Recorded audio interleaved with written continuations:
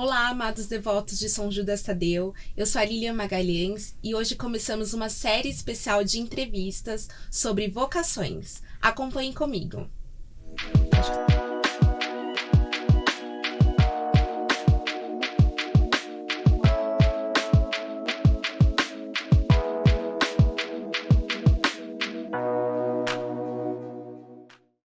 Padre Crispim, seja muito bem-vindo ao nosso São Judas Entrevista. Muito obrigado, Lilian, e eu externalizo já esse agradecimento também ao Departamento de Comunicação daqui do nosso santuário.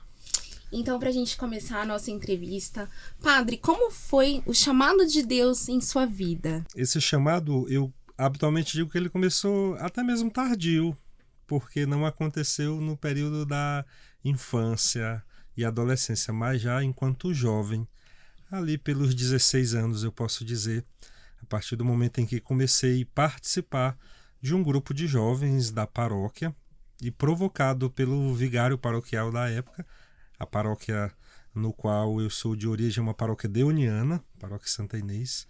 Então ali no meio daquele grupo de jovens, com a presença dos padres e com os trabalhos pastorais também sendo realizados e desenvolvidos, essa vocação, esse chamado começou a ganhar força no meu coração e eu, com discernimento e também acompanhamento, passei a pensar e refletir sobre a possibilidade, por que não ser padre, por que não doar-se para a igreja, por que não viver esse ideal de vida.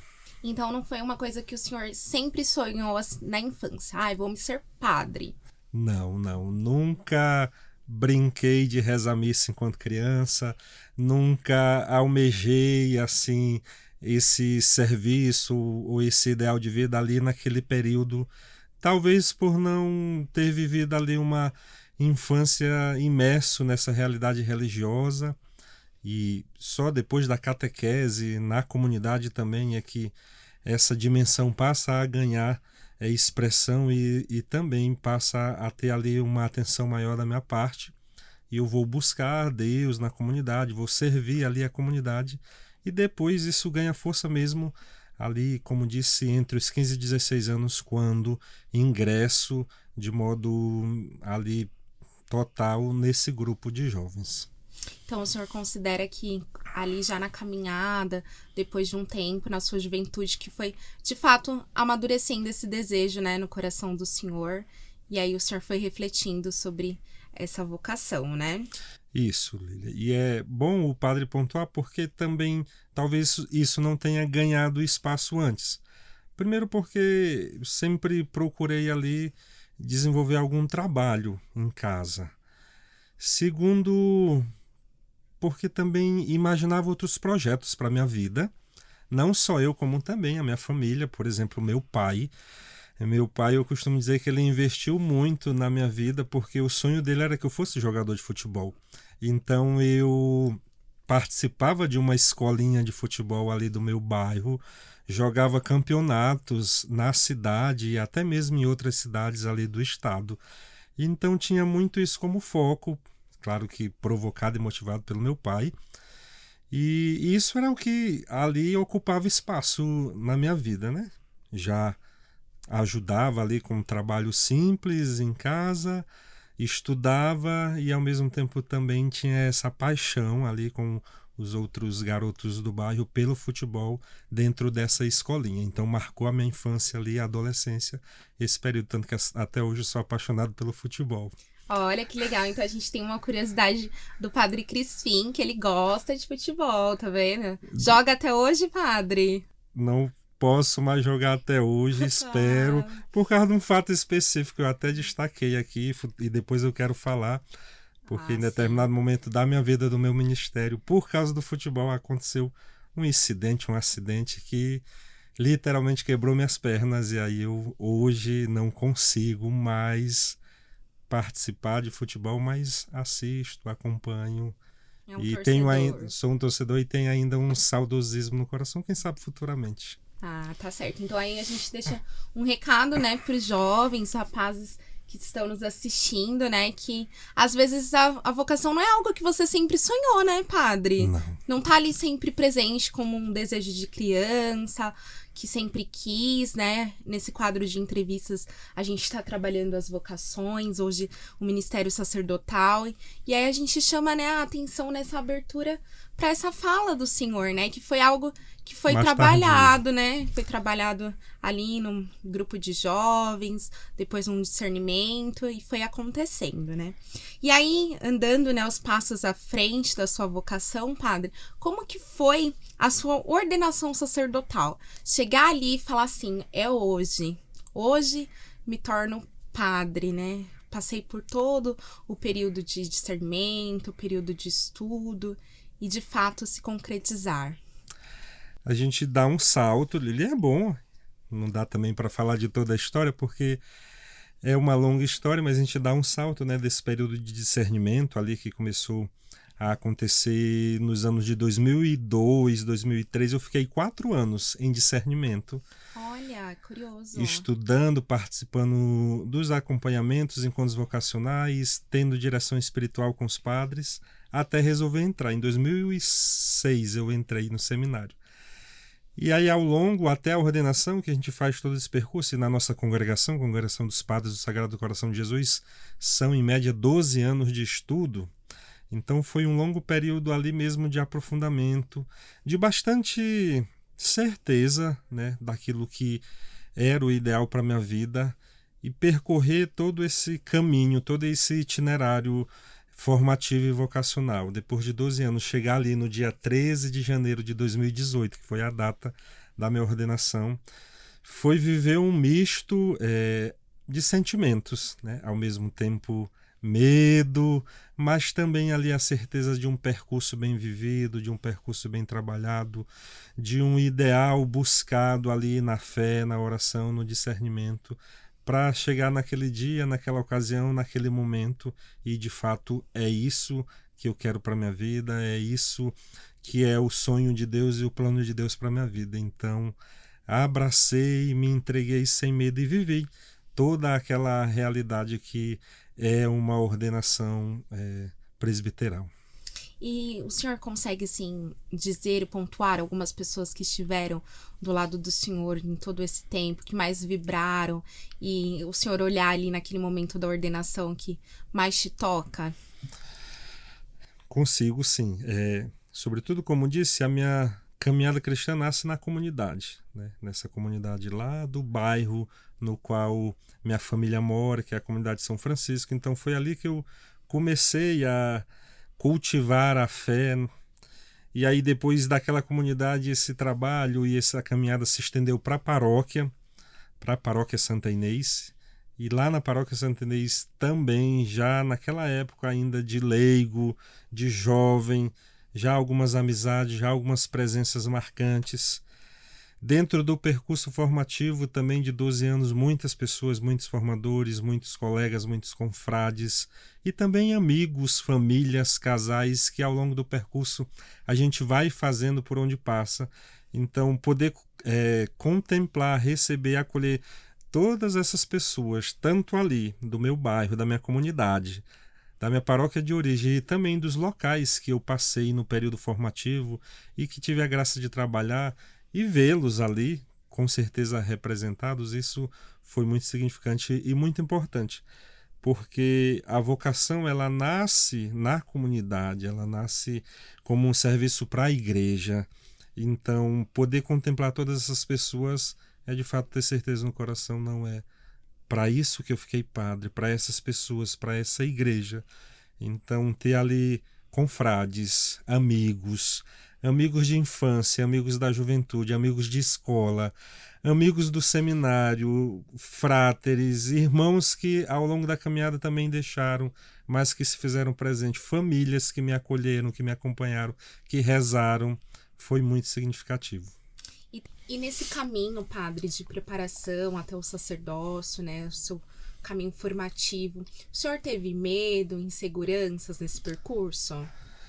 Medo eu digo que não, contudo alguns receios, né, por causa do novo, por causa da missão, por causa dos trabalhos a serem realizados, sempre geram em nós alguma inconstância mesmo ali diante daquilo que a gente assume, de que a gente é convidado a fazer. Contudo, medo, não, nunca tive. Sempre procurei buscar, né, com coragem, encarar todos os desafios, todas as mudanças e até mesmo todos os locais que porventura os meus superiores proporam para que eu assumisse dentro da minha vocação e também do meu ministério. Então, ainda que com receio diante do novo, que o novo nos assusta, mas sempre com o coração firme e confiante em Deus de que a obra é dele, a missão é dele, então basta a gente dar um passo, abraçar e se entregar, que a graça dele faz com que tudo isso aconteça de modo natural e tranquilo. Então, o que me chama muita atenção, padre, nessa fala do senhor é da confiança, né? De confiar na misericórdia de Deus, acreditar, né, que ele conduz, né? E assim como o senhor se entregou, né, que o senhor está ali te guiando. Então, o senhor considera que o que sempre te auxiliou nesse processo para não ter medo, não temer, de fato é a oração. A oração que alimenta a fé, e que a fé nada mais é do que acreditar, do que é confiar.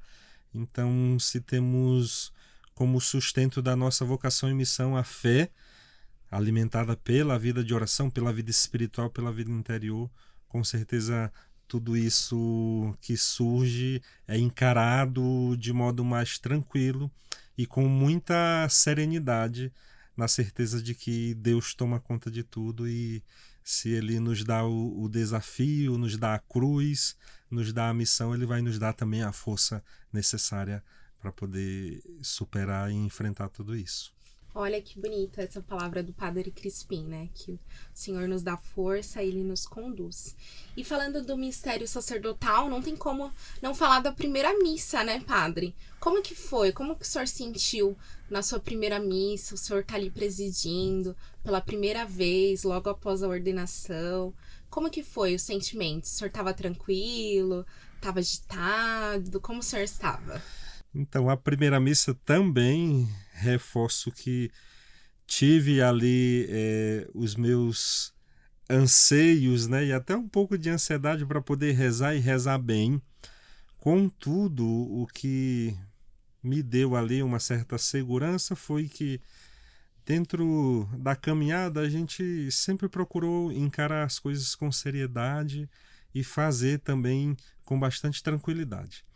Eu me lembro que em determinado momento lá, antes da preparação das ofertas, logo após ali a homilia, que mexeu bastante comigo, porque trouxe um pouco do meu histórico e também das minhas raízes, feita pelo padre Djalma na época, e eu travei um pouco sentado antes de me levantar para ir fazer ali o momento da apresentação das ofertas, e chorei, né? Mas foi breve o cerimoniário, tudo bem, e continuei. Então ali a emoção, de certa forma, tomou conta, porque seria a primeira vez que ia fazer a preparação das oferendas, que depois seriam consagradas, né, pelo Espírito Santo e se tornariam o corpo e sangue de Cristo. Então teve essa emoção, né? Junto a isso, repito, a presença dos confrades, da família, mesmo minha família de fora, presente, e os amigos ali juntos também, as homenagens sobretudo do meu grupo de jovens inicial, no qual comecei ali, eles presentes, fazendo mensagens, coreografias, entregando flores. Então tudo aquilo também me tocou profundamente e eu lembro com bastante carinho. Ressalta ainda uma bênção papal que recebi na época, por ocasião da ordenação, e que entrou ali no momento também das homenagens, né? Então aquilo foi muito significante. Eu tenho ela hoje num quadro na casa da minha família, de mamãe. Então tudo isso assim me lembra com carinho desse dia 14 de janeiro de 2018. É um dia que ficou marcado, né, na Fica. história do senhor.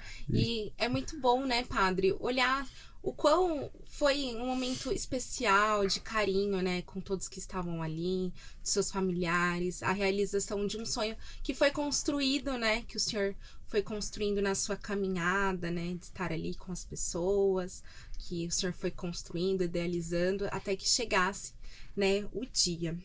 E essas datas e esses dias, Lilian, diz para nós que é a soma de diversas pessoas e diversas contribuições, é a soma de diversas mãos ali que no processo foram me ajudando. Eu não subo no altar para celebrar uma missa, ou eu não chego no dia da ordenação sozinho. Por trás ali tem diversas pessoas, tem diversas mãos, tem diversas ajudas que contribuíram para que eu chegasse até ali. Então não é um mérito pessoal, não é uma conquista minha, mas é uma conquista da congregação, da igreja, da família, dos amigos, das pessoas que ajudaram e contribuíram para que aquela vocação florescesse e chegasse ali, né, aquele momento ápice de início de missão. É bom frisar isso. Não é o término, não é a conclusão de uma etapa, mas é o início, o começo de uma nova vida, de uma nova missão. É o começo.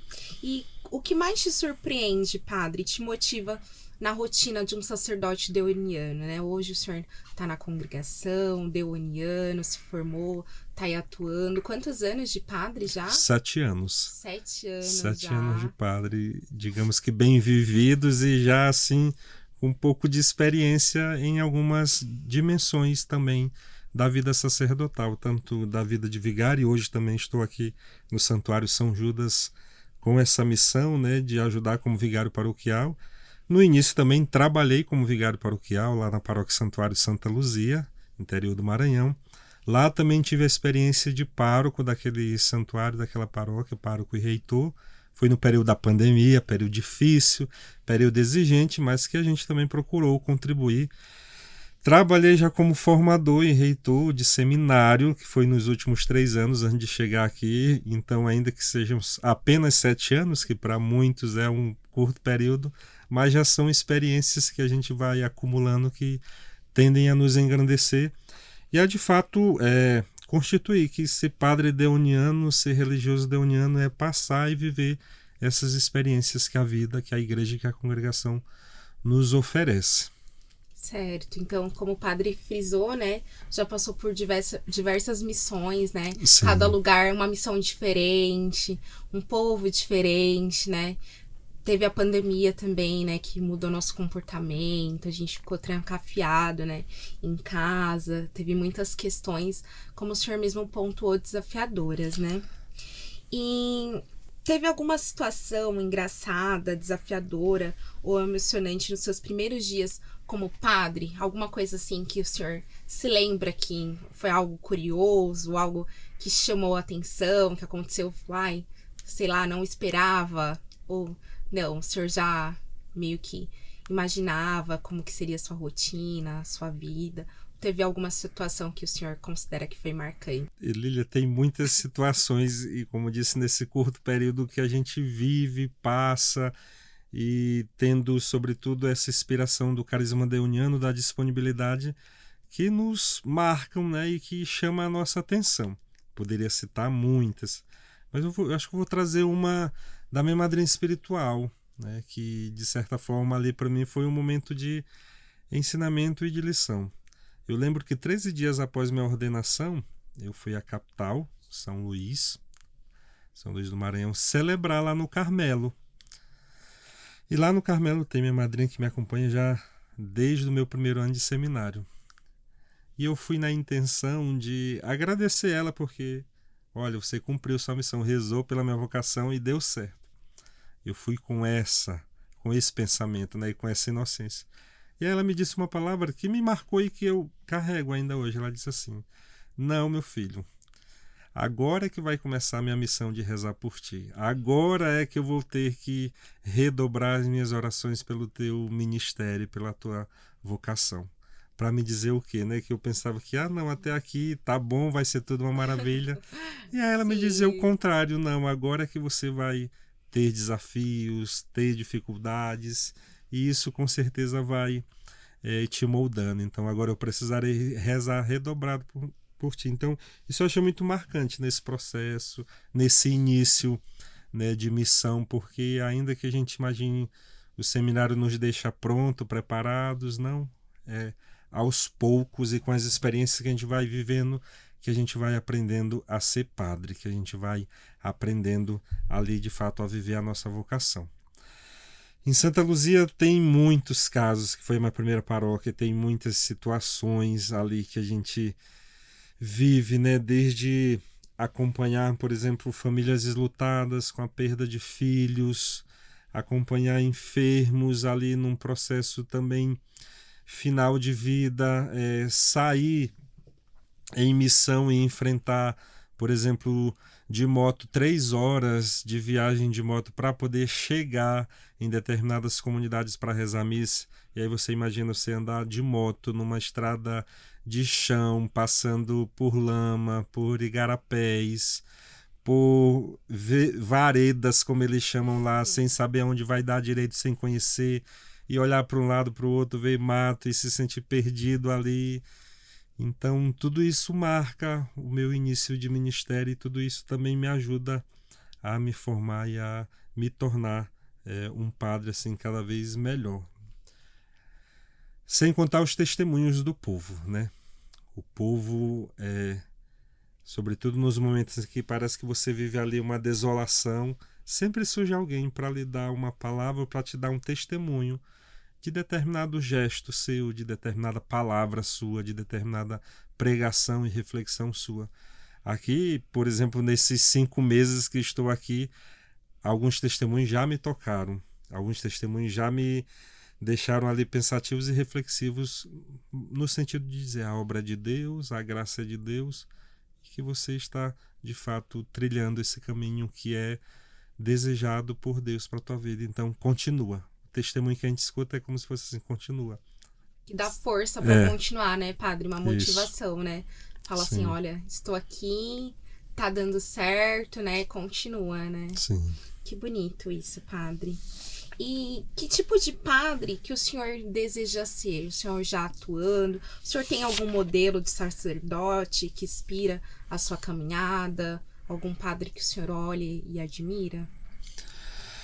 Sendo religioso, e isso nos caracteriza primeiro, e olhando sobretudo para Padre Deon, né? O ideal de padre, tanto que o nosso carisma nos exige, também que eu olho para a igreja e vejo como uma necessidade da igreja, é um padre que seja disponível, que viva a disponibilidade, né? E isso o nosso carisma, Padre Deon, procurou resumir muito bem com Et Venio e Et Ancilla. Então, eu penso que a primeira característica que me chama a atenção na vida sacerdotal e que me inspira na vida de um padre, independente de quem seja, é a sua disponibilidade. É claro que somado a isso o amor a Deus, a dedicação e a imitação de Jesus Cristo, a devoção mariana, o cultivo da vida interior, da vida espiritual. Então, essas atitudes que são próprias da nossa vida de cristão, primeiramente, mas também que o sacerdote, que o padre é convidado a vivê-la de modo mais intensa e profunda, são atitudes que me chamam a atenção, né? Daquele padre que está disponível, daquele padre que procura rezar bem com o seu povo, daquele padre que atende o povo, que procura entrar numa caminhada em busca de uma vida de santidade pessoal, para que também seja exemplo e testemunho para as suas ovelhas. Então esse modelo, esse ideal de padre, ele repercute no meu coração, inspira o meu coração, e é também nessa caminhada que eu busco.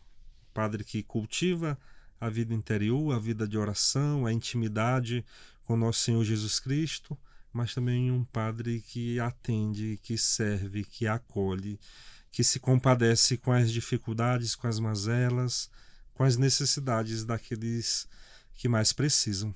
Então, esse ideal ele é bastante presente. Eu procuro não me perder dele, porque eu penso que vai me descaracterizar enquanto sacerdote, enquanto padre.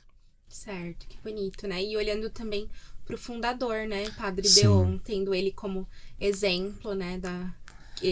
Padre Deon, fundador da congregação, né? Tendo ele como exemplo, como molde, né? Para a sua caminhada.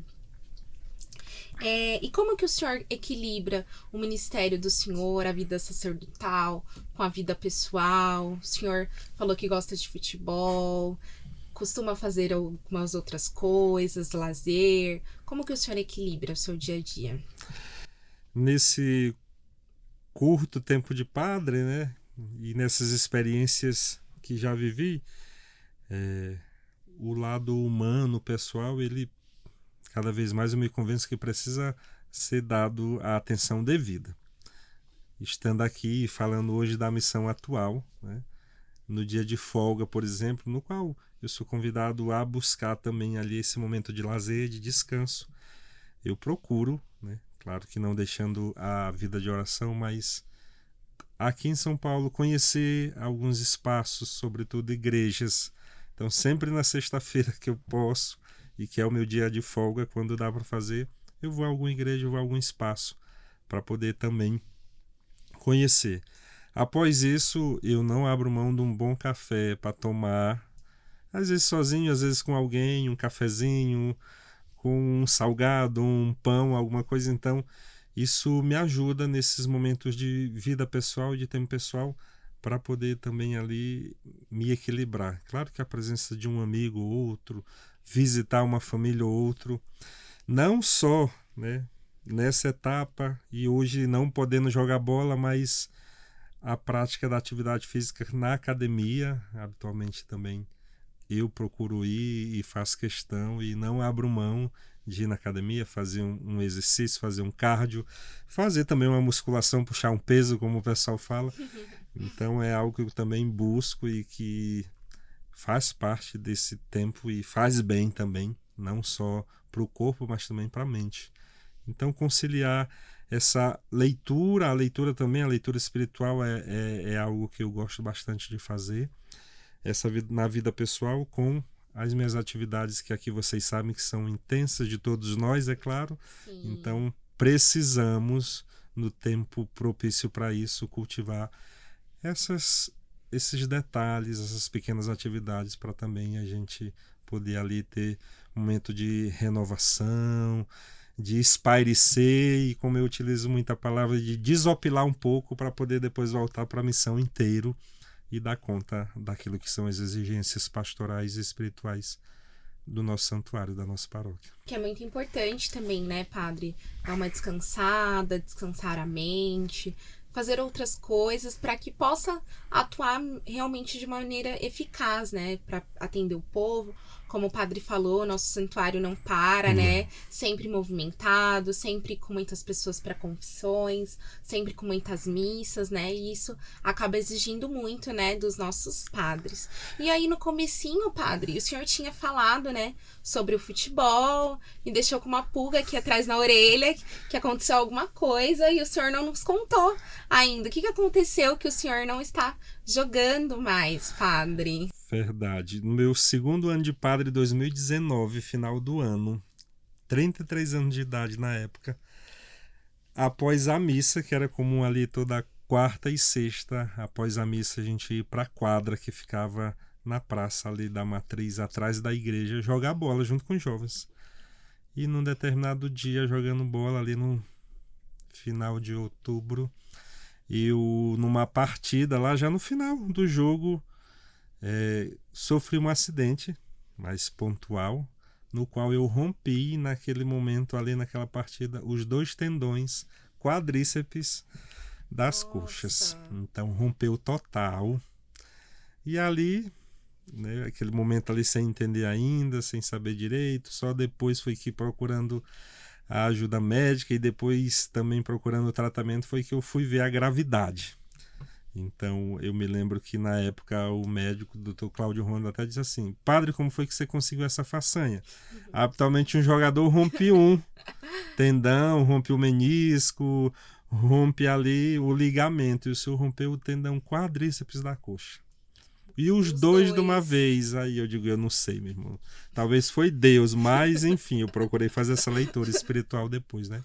Então foi um momento assim bastante desafiador, bastante difícil. Foi um momento ali também de silêncio dentro da minha vida, do meu ministério, porque imagina, com 33 anos, 1 ano e pouco de padre, vivendo ali, vamos dizer que o melhor momento da vida, e aí vem essa situação, né? Mas foi uma situação que me fez aprender muito, rezar muito e tirar bons ensinamentos e boas lições. Eu fiquei ali praticamente 2 meses parado sobre a cama, dependente de tudo, né? E nesse período, por incrível que pareça, foi o período em que o acamado, o superior na época, me convida para poder assumir como pároco e reitor do santuário Nossa, Santa Luzia, padre. né? E eu ali, tá bom, aceito. E eu me lembro bem do dia da posse, eu de muleta, Nossa. ali mesmo com a dificuldade para andar, sem poder fazer e viver todos os gestos e ritos ali litúrgicos da missa. Um mês depois, 1 mês e meio depois que assume essa missão, né, esse ministério, esse novo ofício, estoura a pandemia. E eu fiquei ali o primeiro ano da pandemia que tive que interromper o tratamento, porque fechou tudo, né? Eu não tinha condições ali de fazer os atendimentos. Então, foi um momento doloroso, foi um momento, sobretudo, difícil que me deixou, né, fora de poder hoje jogar uma bola, correr atrás aí da bola e Uhum. praticar um esporte que eu tanto amo e que eu tanto gosto. Mas com fé em Deus, um dia eu quero voltar ainda. Estou aí na academia, fazendo os exercícios, faço os acompanhamentos necessários, os tratamentos para poder, quem sabe, um dia voltar a chutar pelo menos uma bola. Chutar eu ainda chuto, faço umas embaixadinhas, mas correr não Fica mais consigo difícil, hoje. né, padre? Então, isso me trouxe limitações assim bastante dolorosas para o início da vida de um padre, mas que eu procurei em Deus superar, vencer. Hoje em dia, ainda que com um incômodo ou outro, confesso que quando fica muito tempo em pé, quando tem que andar algumas distâncias, isso às vezes incomoda, mas não é nada que me faça murmurar nem reclamar, não. Sou muito agradecido, sobretudo porque procurei fazer uma leitura espiritual desse fato específico na minha vida. Olha aí, tá vendo? Às vezes a gente acha assim, o padre não passa por enfermidades, né? O padre não sofre. O padre também vive desafios, né, padre? Sim. E foi logo depois que o senhor se ordenou, né? Logo Recente. depois. 1 ano e pouco, já passou por esse desafio, né? Depois, como o senhor disse, assumindo um cargo de importância, né? Como reitor, ali no momento de fragilidade, acamado. Mas seguiu firme, né, padre? Firme, né? Com o coração confiante. E esse tempo, né? Sobretudo por causa também da pandemia, mas também da minha limitação, eu pude muito ver através do povo ali de Santa Luzia na época, de modo particular, né, mas também de todos os amigos que mandaram mensagem, a generosidade, a solidariedade, a compaixão do povo, a ajuda do povo e dos meus confrades também, né, em apoiar, em dizer, estou aqui, vamos seguir, vamos vencer, vamos superar todo esse desafio, toda essa situação. Certo. E o senhor tem algum santo de devoção que acompanha assim o senhor na caminhada? Algum santo que o senhor é devoto? Além de São Judas Tadeu, todo mundo aqui é devoto dele, já. Isso, já sou de São Judas, também já me considero. Mas desde do início de caminhada ali, mesmo de vida de comunidade, e por também esse santo ser o padroeiro da minha comunidade de origem, no qual a minha família mora ali, São Francisco de Assis eu digamos que o meu santo de devoção preferido. Pela história, pela importância e também pelo exemplo, pelo legado dele. Junto a ele ali Santa Teresinha, do Menino Jesus, né? Não são poucas as vezes aqui o pessoal até já fizeram esse comentário. Padre, o senhor cita esse santo, né? Cita, eu gosto. Gosto, leio, e são santos que me inspiram e que me ajudam a viver a minha vocação, tanto de religioso, como também no meu ministério, no meu serviço à igreja e ao povo de Deus. Se eu fosse citar santos e mais santos aqui, a gente ia ficar um bom tempo. Mas São Judas também não tem como. A gente morando aqui, vendo, por exemplo, todo dia 28, a fé, a devoção do povo, escutando o testemunho do povo, né? E, sobretudo, padre, eu já venho aqui há tanto tempo, eu já frequento aqui, então tudo isso não tem como nos fazer a gente também não amar e não pedir, né, diante dele também pelas necessidades daqueles que precisam. Já tenho, inclusive, lá no meu oratório a imagem de São Judas. Olha só, bonitinha. Tá vendo? Eu também sou devota de São Francisco de Assis, padre. Inclusive, a minha comunidade também, que eu participo desde a infância, é de São Francisco. Temos algo em comum, tá vendo? Pois é. Também sou devota de São Francisco, faz parte da minha caminhada, meu santo de devoção, junto com São Judas Tadeu e alguns outros mais também. E até agora, padre, qual foi o momento assim mais bonito? Eu acredito que tem vários, né? Eu não digo que seja só um, mas que o senhor se recorda nesse momento, que o senhor vivenciou nesse tempo de sacerdote. Por que o senhor considera esse momento especial, assim? Se o senhor se recordar de algo que aconteceu, algum encontro com alguma pessoa, ou algum testemunho, algo que o senhor queira destacar? Eu vou destacar aquilo que, por exemplo, eu sempre fui inspirado e motivado a viver e que fazia parte do meu projeto pessoal de vida, e que, por incrível que pareça, já ter vivido essas realidades, para mim hoje, além de me deixar surpreso, é algo que me diz assim, não, deve ser coisa de Deus. Eu sempre falei, cultivei no meu coração, Lili, isso os meus diretores espirituais sabem, que eu queria ser missionário e também trabalhar na formação. Isso eu tenho anotado lá nos anos anteriores. E essas duas coisas eu já consegui fazer, né?